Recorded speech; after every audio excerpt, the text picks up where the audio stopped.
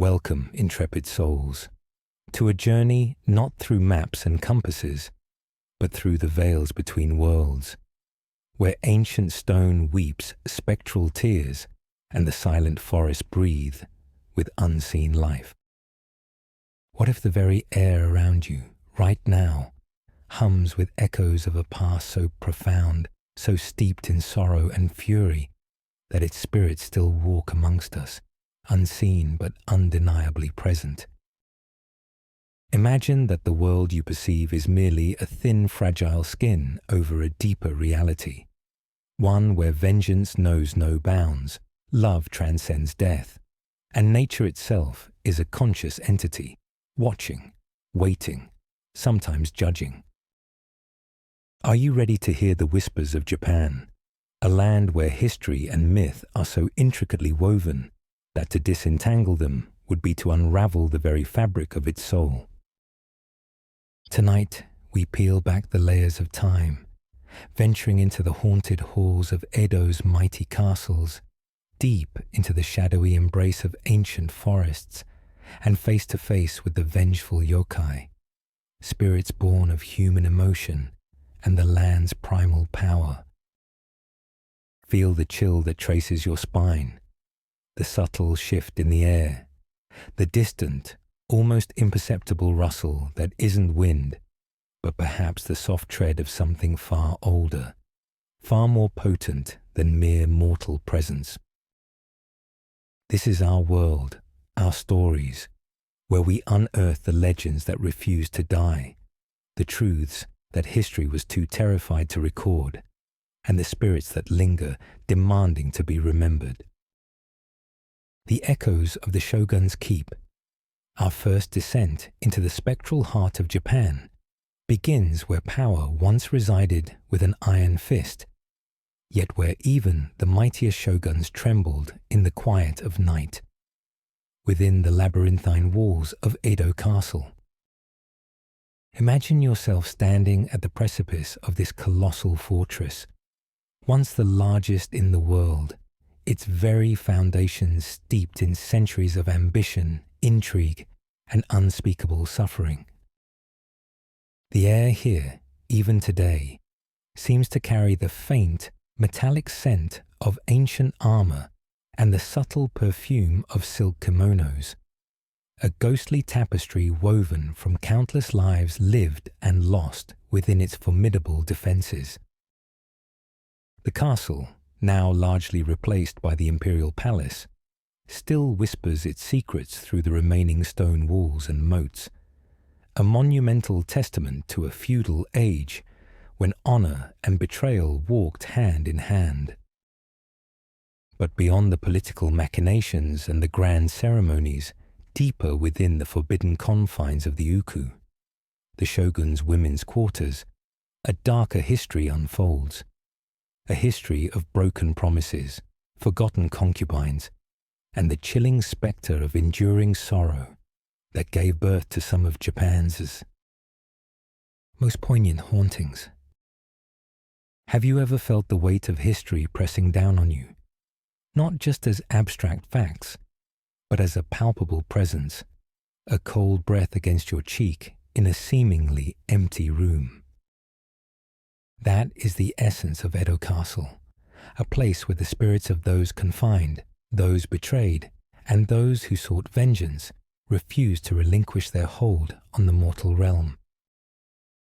The story of Lady Kasuga, the formidable governess who virtually ruled the Uku for generations, is legendary, but beneath her iron will, countless lives played out in quiet desperation, giving rise to persistent tales of figures in flowing white, their faces obscured by shadows, who glide through courtyards long since paved over, their silent cries echoing only in the deepest recesses of the night. The most infamous of Edo Castle's spectral inhabitants is perhaps the Lady in White, a sorrowful presence said to wander the remnants of the Uku. Her story a poignant illustration of love, betrayal, and a lingering curse that defied even the passage of time.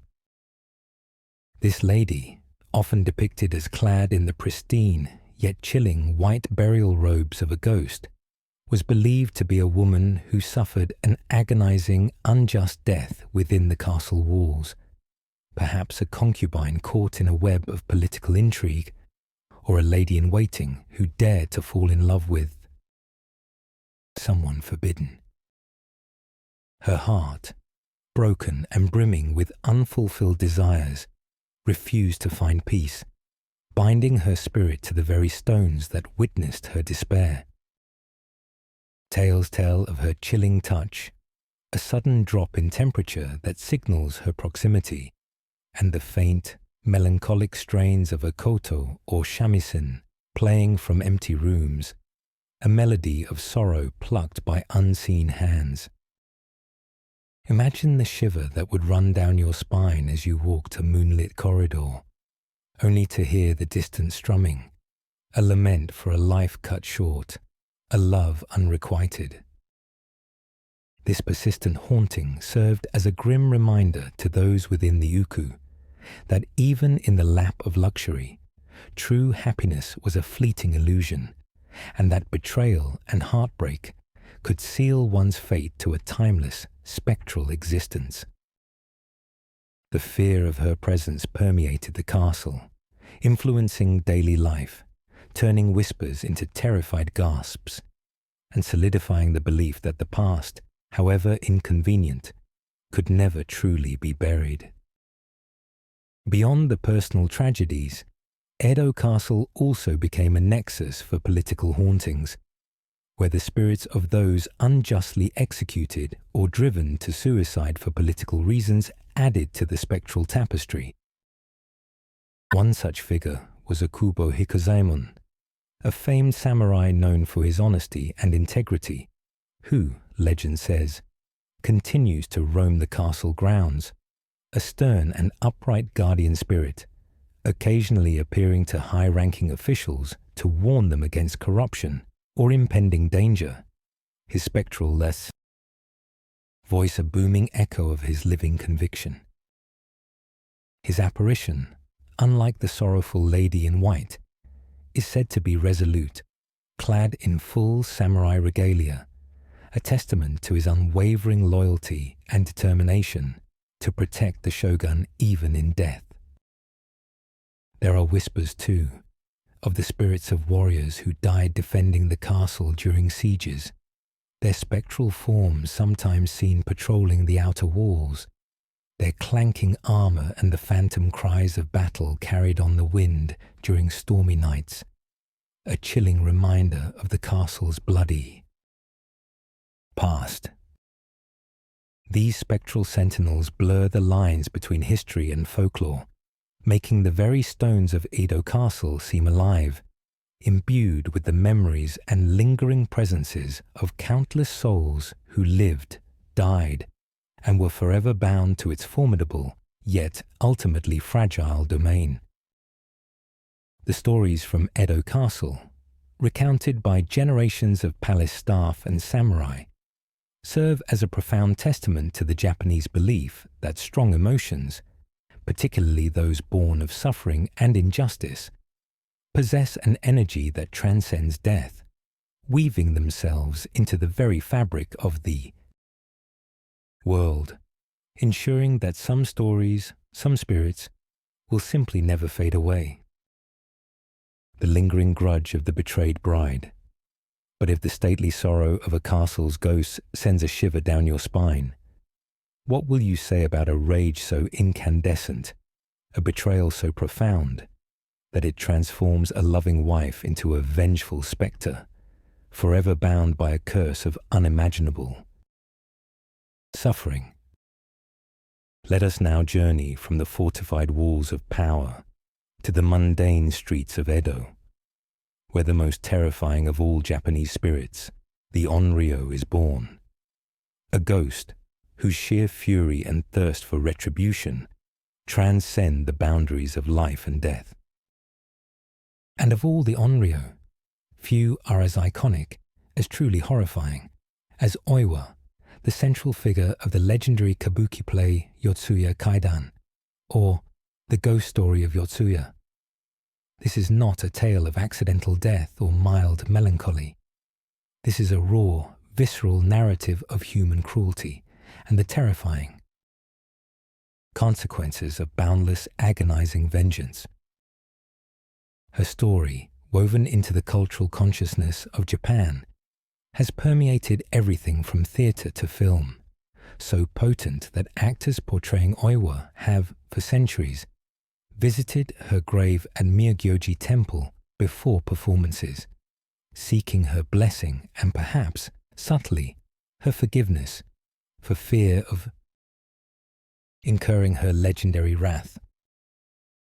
Have you ever considered what it truly means for a spirit to be unquiet, for its torment to be so immense that it cannot, will not rest, instead returning to inflict misery upon those who wronged it? Oiwa embodies this chilling concept, a spectral embodiment of righteous fury. Imagine the scene.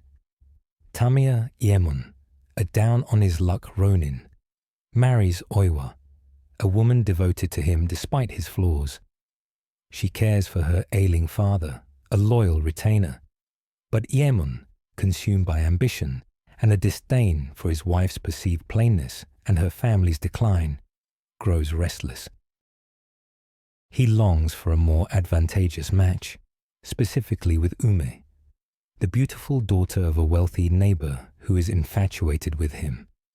Blinded by greed and lust, Iemon conspires with Ume and her family to eliminate Oiwa. They send a poisonous potion, disguised as a tonic, for Oiwa's supposed illness. Picture the scene in excruciating detail. Oiwa, trusting and unsuspecting, drinks the bitter concoction. The poison, rather than killing her swiftly, horribly disfigures her, causing her hair to fall out in clumps, her beautiful face to contort into a hideous mask, and one eye to grotesquely droop. Her agony, both physical and emotional, is beyond comprehension. She sees her reflection, a grotesque mockery of her former self, and her heart shatters. The true horror isn't just the disfigurement, but the realization of Iemon's monstrous betrayal. Her father, meanwhile, is murdered by Iemon's accomplice, Takwetsu, further plunging Oiwa into despair. Overwhelmed by grief, horror, and an unbearable sense of injustice, Oiwa tragically takes her own life, her dying breath a silent, searing curse upon the man who destroyed her. This moment, steeped in agonizing sorrow and the birth of an insurmountable rage, solidifies her destiny not as a peaceful departed, but as an onryo, a vengeful spirit whose agony would become eternal, mirroring the eternal suffering she endured in her final moments. But Oiwa's tale does not end with her death. Indeed, it only truly begins. Her spirit, consumed by a hatred so powerful it transcends corporeal form, returns to torment Iemon and all who conspired against her. The horrors inflicted upon Iemon are legendary, a masterclass in psychological torment and gruesome physical manifestation. Her disfigured face begins to appear everywhere, in the flickering flames of a lantern, morphing into her hideous visage, in the flowing strands of a woman's hair, transforming into her matted, decaying locks, even within the very paper walls of his home, her single drooping eye staring out. Unexpected places. The most famous manifestation occurs during Iemon's wedding to Ume, when, in a fit of delusion, he cleaves Ume's head in two, believing it to be Oiwa's grotesque face staring back at him from under the wedding veil. His life devolves into a terrifying, isolated descent into madness, plagued by endless apparitions and terrifying delusions, each more vivid and grotesque than the last. He sees the phantom figures of Oiwa and her murdered father, hears their chilling whispers, feels their cold touch, no matter where he flees. The curse extends to anyone associated with him, as misfortune, accidents, and terrifying encounters with Oiwa's spectre plague them all, ensuring no one escapes the terrifying reach of her boundless fury. Her ghost, unlike many, isn't content with a single scare or a fleeting appearance. She is a relentless, pervasive force, a living embodiment of the consequences of extreme cruelty, a constant, suffocating presence designed to drive her tormentor to the edge of sanity and beyond. The story of Oiwa serves as a chilling, profound warning woven into the very fabric of Japanese folklore, that the deepest wounds, inflicted by betrayal and injustice, leave indelible scars not only on the living, but on the very essence of the departed, ensuring their suffering becomes an eternal weapon of retribution. Whispers from the sacred peaks. If the human heart can birth such chilling spirits, what then of the ancient, primeval landscapes that predate human memory? Places where the very mountains harbour entities both wise and terrible, their power woven into the fabric of the earth itself. Let us now ascend from the crowded streets of Edo, leaving behind the lingering scent of incense and the metallic tang of old blood, and venture deep into the sacred, mist-shrouded peaks of Japan, where the forests breathe a silence so profound it seems to contain all the secrets of the ages. Here, among the ancient cedars and craggy cliffs, reside the Tengu, enigmatic and powerful spirits, often depicted as humanoid, with long noses or bird-like features, possessing both martial prowess and mystical abilities. They are creatures of duality, sometimes benevolent guardians of the mountains, protectors of the righteous and teachers of martial arts, at other times mischievous tricksters, vengeful demons, or even abductors of lost travelers. Their cries, like the distant echoing sound of a hawk, are said to carry through the valleys, a warning or an invitation depending on their mood. Have you ever felt the inexplicable pull of a wilderness, a sense of being watched, not by animals, but by something far older, far more intelligent, its eyes unseen but its presence undeniable? That is the essence of the Tengu's domain, a realm where the boundaries between the human and the divine are incredibly thin, easily traversed by those who possess ancient knowledge or immense spiritual power. The legends of the Tengu are as varied as the mountain ranges they inhabit, reflecting their complex nature. There are the Karura Tengu, often depicted with beaks and wings, resembling mythical birds, powerful and often associated with the Buddhist guardian deity Garuda. Then there are the Yamabushi Tengu, who appear more human-like, albeit with unnaturally long noses, clad in the robes of ascetic mountain priests, Yamabushi.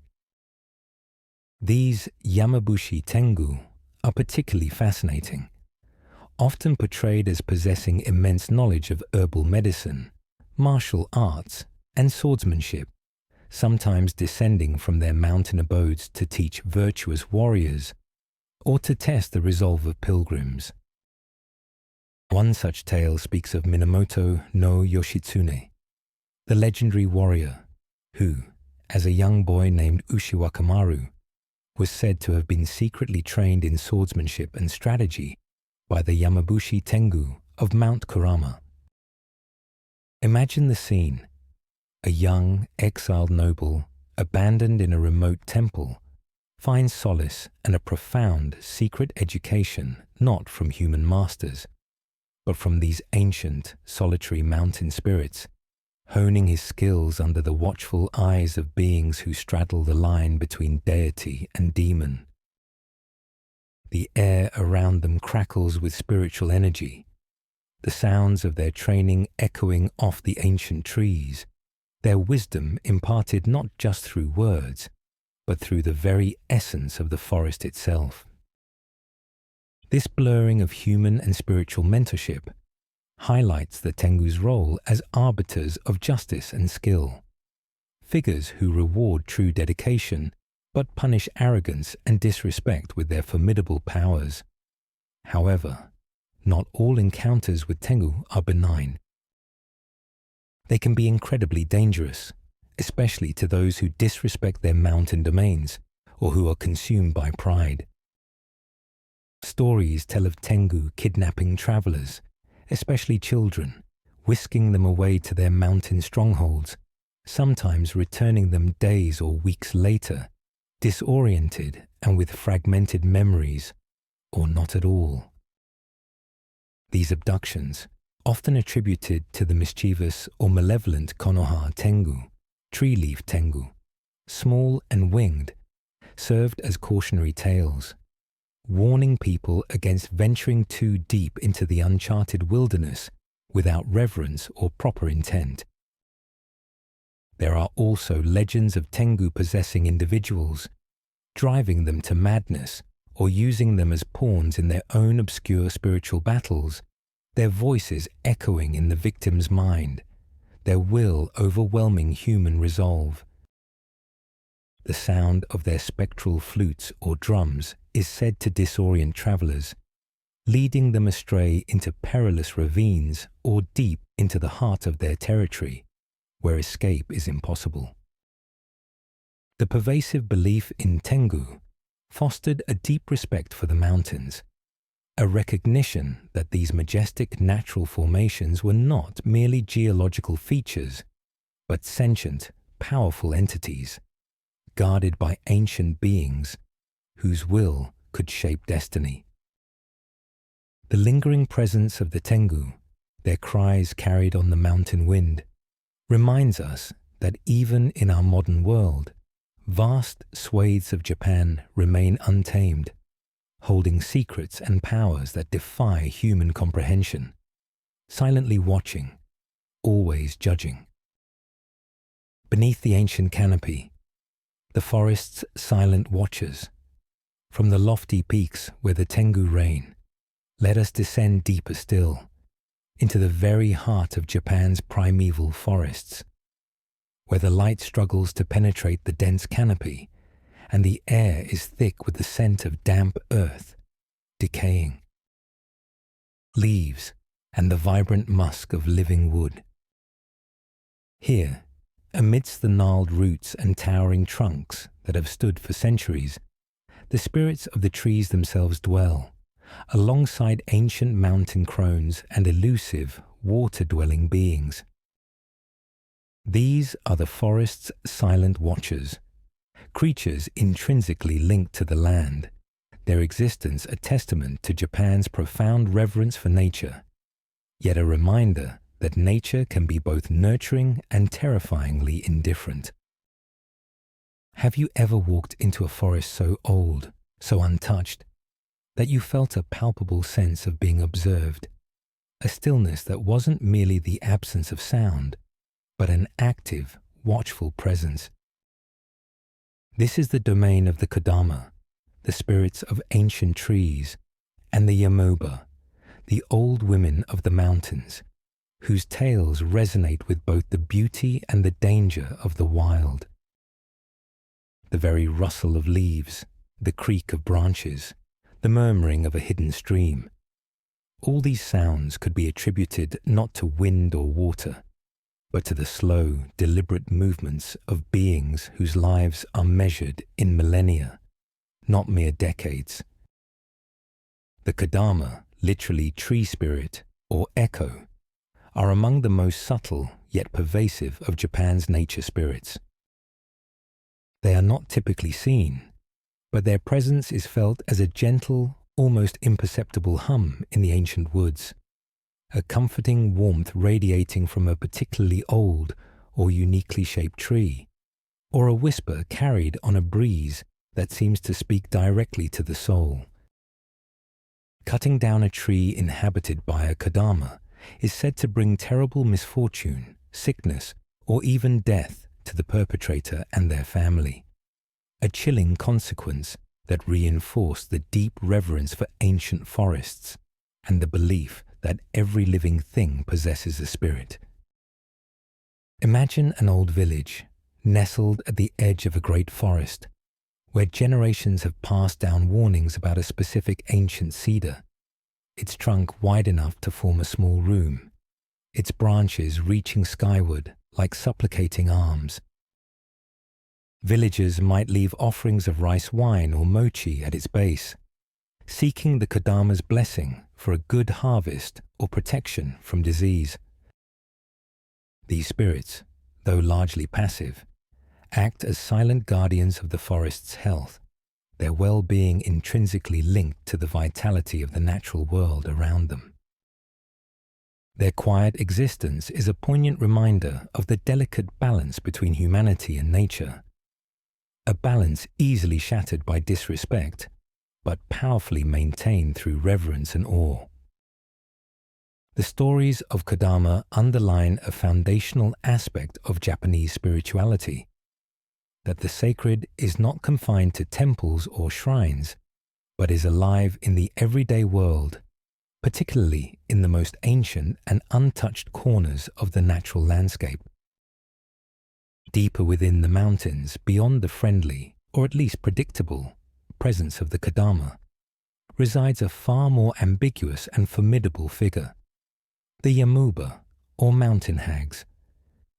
These ancient women of the mountains are not merely old women, but powerful, often terrifying yokai, embodying the wild, untamed, and sometimes cannibalistic aspects of nature. Imagine encountering a lone, seemingly frail old woman deep in a snow-covered forest, inviting you into her humble hut for warmth and food. The relief that washes over you might quickly turn to dread as her eyes, though kind, hold an unsettling glint, and her hospitality begins to feel like a prelude to something far more sinister. Yamauba are often described as having an extra mouth, perhaps at the back of their heads, or long, disheveled hair, and a strength that belies their aged appearance. They can be shapeshifters, appearing as a beautiful maiden to lure travelers, or a benevolent guide, only to reveal their true, monstrous form when their prey is ensnared. One famous tale, Konjaku Monogatari-shu, recounts a Yamoba who appears as a helpful old woman, guiding a lost monk, only to reveal her true nature as a flesh-eating demoness, barely escaped by the quick-witted priest. These stories served as stark warnings against the dangers of the wilderness, the deceptive appearances of strangers, and the raw, unfeeling power of nature beyond the confines of human civilization. Yet, like many yokai, the Yamauba are not solely figures of horror. In some regional folklore, they are also seen as wise beings, masters of herbal remedies, and even providers of wealth or good fortune to those who approach them with respect and humility. They might guard hidden gold mines or possess the knowledge of potent healing plants, granting these boons to those deemed worthy. There are tales of certain Yamoba offering shelter to pregnant women, acting as midwives, or raising abandoned children, teaching them the ways of the forest and imbuing them with superhuman strength. This dual nature reflects the Japanese perception of nature itself, a force that can be both bountiful and brutal, life-giving and death-dealing. The very air around their mountain dwellings might smell of wild herbs and damp earth, mixed with a faint, unsettling aroma of something primal, something ancient and powerful. Their presence reinforces the idea that the deepest parts of the forest are not merely empty spaces, but realms teeming with unseen life, overseen by entities whose ancient power demands respect, and whose wisdom, though often harsh, is profound. The lingering echo of the yamoba's cackle, or the soft rustle of a kodama in an ancient tree, reminds us that Japan's forests are not merely scenery, but living, breathing entities, silent watchers of our world, their ancient secrets still held close beneath their dense, whispering canopies. And so, we return from the spectral corridors of Edo Castle, from the tormented screams of an onryo, and from the enigmatic domains of the Tengu and the ancient forest watchers. Have you felt the chill that permeates these tales, the subtle tremor that whispers of realities beyond our immediate grasp? We have journeyed through a Japan where the past is not merely history, but a living, breathing presence, where strong emotions, love, loyalty, betrayal, and vengeance can carve indelible marks not just on human hearts, but on the very fabric of existence, giving rise to entities that defy chi. Boundaries of life and death. The air around us, perhaps, feels a little heavier now, charged with the lingering presence of these spirits, their stories echoing in the silence of the night. Every creak of an old house, every rustle in the dark, every sudden cold spot, could these be mere coincidences, or are they the subtle signs that the spirits we've spoken of are never truly far, their watchful eyes upon us even as we recount their ancient lore? Perhaps the most unsettling truth is that these legends are not merely fantastical tales from a distant past, but profound reflections of the enduring human spirit, its capacity for both immense suffering and boundless rage, and its innate connection to a world far more mysterious and alive than we often dare to imagine. For in Japan, the spirits are not just stories. They are the silent, constant companions, weaving themselves into the very soul of the land, ensuring that the boundary between our world and theirs remains hauntingly, terrifyingly thin. And as the night deepens, you might just find yourself listening a little more closely to the whispers in the dark, wondering what unseen presence might be watching you just beyond the veil.